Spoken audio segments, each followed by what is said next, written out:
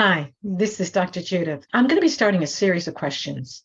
And those questions are related to things you may have had kind of curiosity around and how it relates to soul development. And is there a connection or not a connection?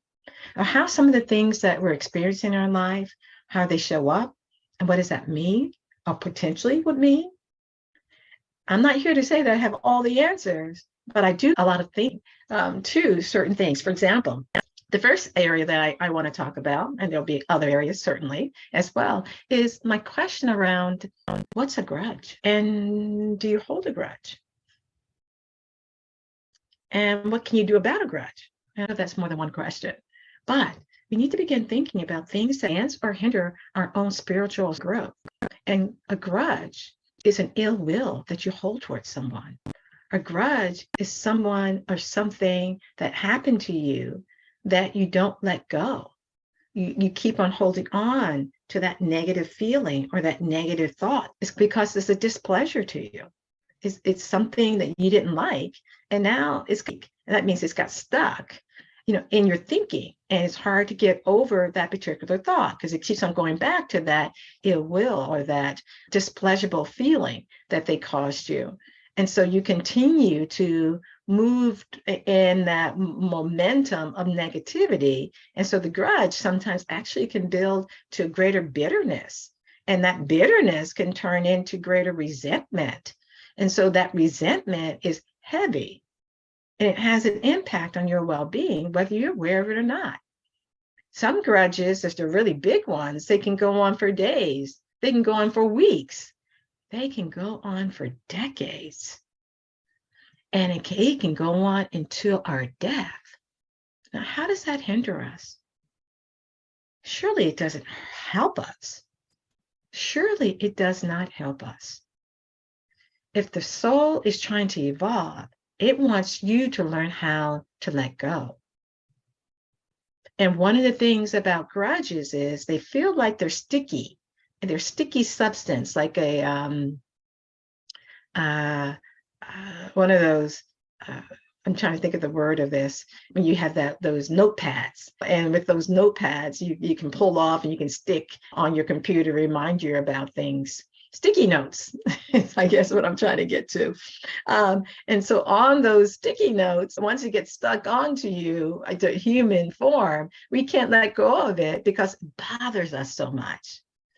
It bothers us so much that it ends up just being a way like a stone in your shoe, and it wears you out and it wears your foot out and gets a sore in it. And that sore, because of that wearing of that little pebble or stone in your shoe, it just begins to continue to hurt you. Now, is there something you could do differently about that grudge? You have no control over what someone has done to you, but you do have control over your feelings and your thoughts. And you have control over letting go. And so sometimes we really do need to take a moment, stand back, and say, is this going to matter in 20 years, this particular grudge? And most times it isn't going to matter in 20 years. So why am I allowing it to matter now?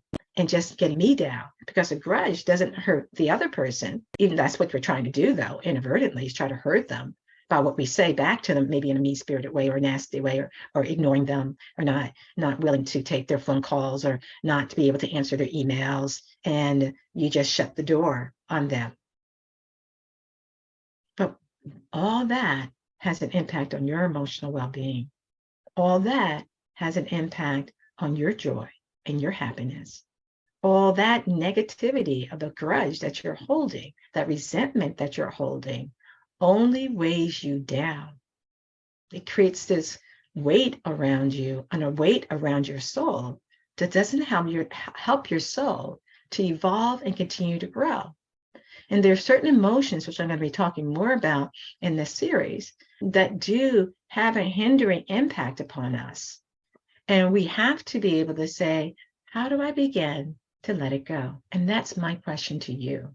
What do you do to let go of grudges or things that are bothersome to you? What has been helpful to you? And I think everyone would like to see that, because we all are looking for new ways to be able to let go of certain things that have been painful, hurtful, or we feel has been spiteful against us. But our holding on to that is not helping.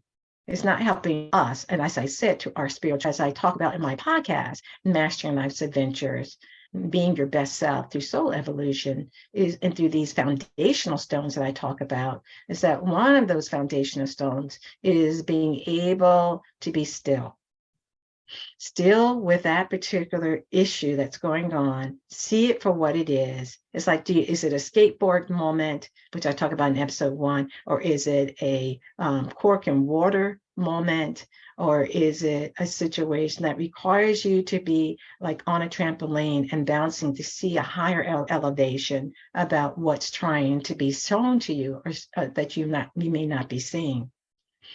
Experiences that we have in our life are all coming our way to try to teach us something.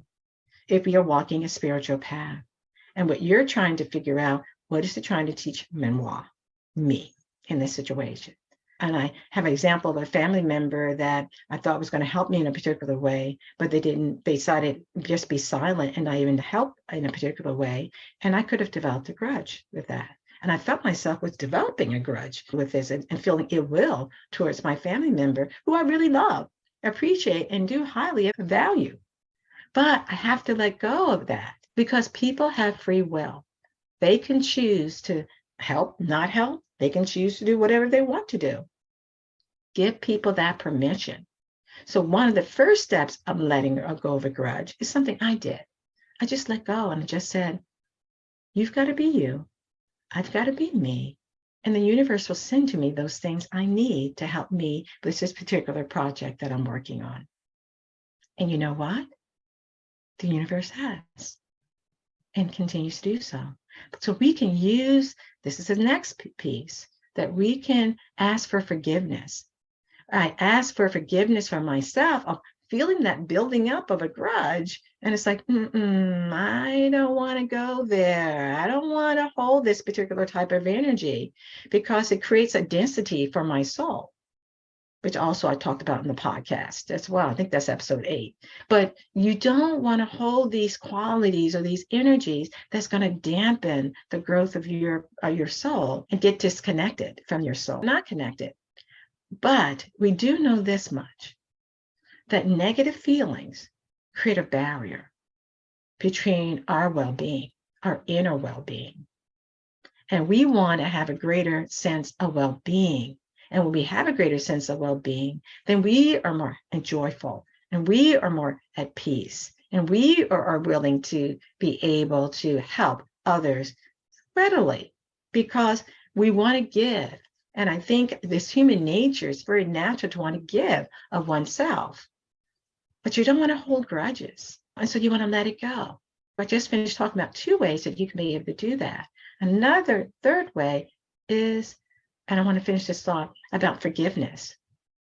For not only forgive the person, but it's also forgiving yourself for holding the grudge. And so you're forgetting your inner self, saying, I am so sorry that I held this grudge, which only created my increase in my blood pressure, or increase in my lack of sleep because of worrying or thinking about this person and all they did and how terrible they were, or has an impact on my in general inner calmness and awareness that I don't need to be stuck. And that's what grudges can do, is get us stuck. So the next thing that we can do, and you don't even have to send it, is write a letter to that person or a situation that you're having a grudge around. And the writing of the letter is you're writing about all the things that you were holding that grudge around. And then also writing the letter about how you need to let go and how you want to begin to let go. And ask your creator, your higher source, your I am presence to guide you in helping you to let go of that particular situation that you find yourself in. You want to not have that sticky note on you, sticky notes all on you. You don't want that. Let's take them off, clear the deck, and begin again in your interaction with a person. And you're beginning your interaction with this person with kindness. Kindness. Regardless of whether they're right, wrong, indifferent, or they could have done it better or said it better to you, or they could have done it differently. You are about you and your soul evolution. And you're about being able to say, I readily let go of this because it helps me in my growth. And it helps me in feeling inner peace and calmness. And so those are some tips that you can be able to do. What's your tips? Back to me about what you do to be able to release grudges. And also maybe what a grudge means to you as well. This is Dr. Judith. Bye for now.